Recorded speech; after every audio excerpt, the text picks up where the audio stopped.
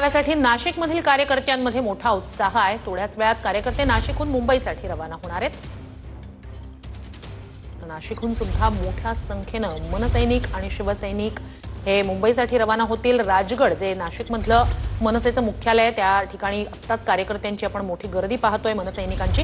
जाऊया अधिक जाणून घेण्यासाठी चंदन यांच्याकडे। चंदन, काय नेमका उत्साह मनसैनिकांमध्ये? खरं तर राज ठाकरे आणि उद्धव ठाकरे 20 वर्षांनंतर पहिल्यांदा एका व्यासपीठावर येत आहेत। नाशिक हा मनसेचा गड मानला जातो आणि आपण बघतोय की नाशिकच्या मनसे कार्यालयाबाहेर अशा पद्धतीचे बॅनर जे आहेत ते या ठिकाणी लावण्यात आलेले आहेत।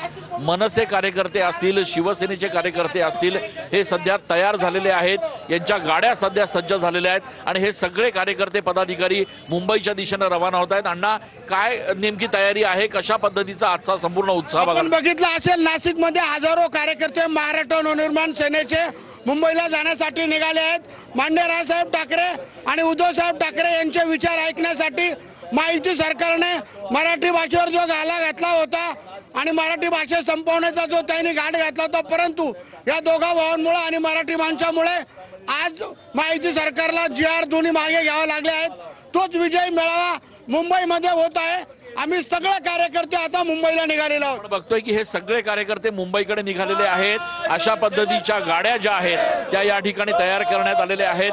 गाड्यांवर देखील उद्धव ठाकरे, राज ठाकरे आणि मध्ये बाळासाहेब ठाकरे अशा पद्धतीचे बॅनर जे आहेत ते या ठिकाणी लावण्यात आलेले आहेत आणि त्यामुळे एक अत्यंत उत्साहाचं वातावरण जे आहे ते नाशिकच्या कार्यकर्त्यांमध्ये बघायला मिळत आहे। हे सगळे कार्यकर्ते जे आहेत ते आता मुंबईच्या दिशेने रवाना होताना बघायला मिळत आहेत। एकीकडे मनसैनिक आहेत तर दुसरीकडे उद्धव ठाकरे गटाचे कार्यकर्ते देखील आता मुंबईच्या दिशेने रवाना होत आहेत। त्यामुळे आजच्या या मेळाव्यामध्ये नेमकं उद्धव ठाकरे आणि राज ठाकरे काय संबोधित करणार, पुढची राजकीय काय दिशा ठरवणार हे बघणं देखील अत्यंत महत्त्वाचं ठरणार आहे आणि त्याचीच उत्सुकता या सगळ्या कार्यकर्त्यांना असल्याचं बघायला मिळतं। नक्कीच चंदन, अपडेट